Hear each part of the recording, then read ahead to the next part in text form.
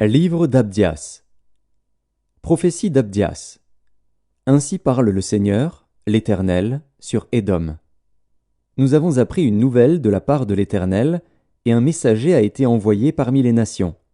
Levez-vous, marchons contre Édom pour lui faire la guerre. Voici, je te rendrai petit parmi les nations, tu seras l'objet du plus grand mépris. L'orgueil de ton cœur t'a égaré, toi qui habites le creux des rochers, qui t'assieds sur les hauteurs, et qui dis en toi-même « Qui me précipitera jusqu'à terre ?»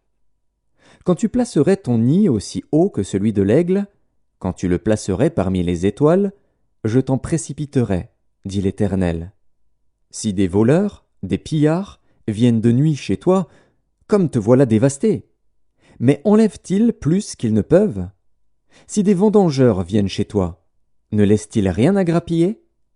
Ah, comme Ésaü est fouillé, comme ses trésors sont découverts.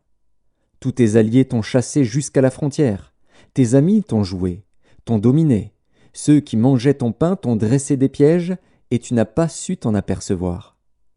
N'est-ce pas en ce jour, dit l'Éternel, que je ferai disparaître d'Édom les sages et de la montagne d'Ésaü l'intelligence? Tes guerriers, ô Théman, seront dans l'épouvante, car tous ceux de la montagne d'Ésaü périront dans le carnage. À cause de ta violence contre ton frère Jacob, tu seras couvert de honte, et tu seras exterminé pour toujours. Le jour où tu te tenais en face de lui, le jour où des étrangers emmenaient captive son armée, où des étrangers entraient dans ses portes, et jetaient le sort sur Jérusalem, toi aussi tu étais comme l'un d'eux. Ne repaie pas ta vue du jour de ton frère, du jour de son malheur. Ne te réjouis pas sur les enfants de Juda au jour de leur ruine, et n'ouvre pas une grande bouche au jour de la détresse.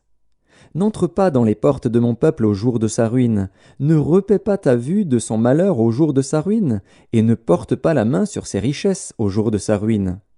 Ne te tiens pas au carrefour pour exterminer ses fuyards, et ne livre pas ses réchappés au jour de la détresse. Car le jour de l'Éternel est proche, pour toutes les nations.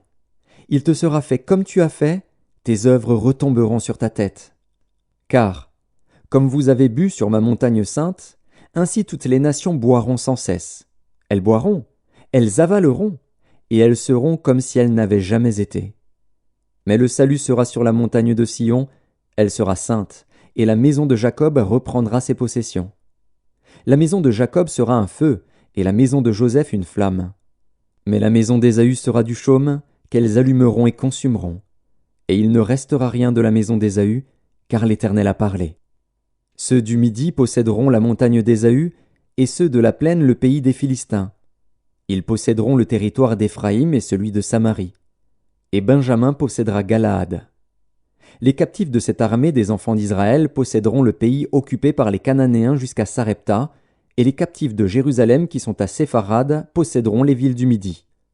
Des libérateurs monteront sur la montagne de Sion pour juger la montagne d'Ésaü, et à l'Éternel appartiendra le règne.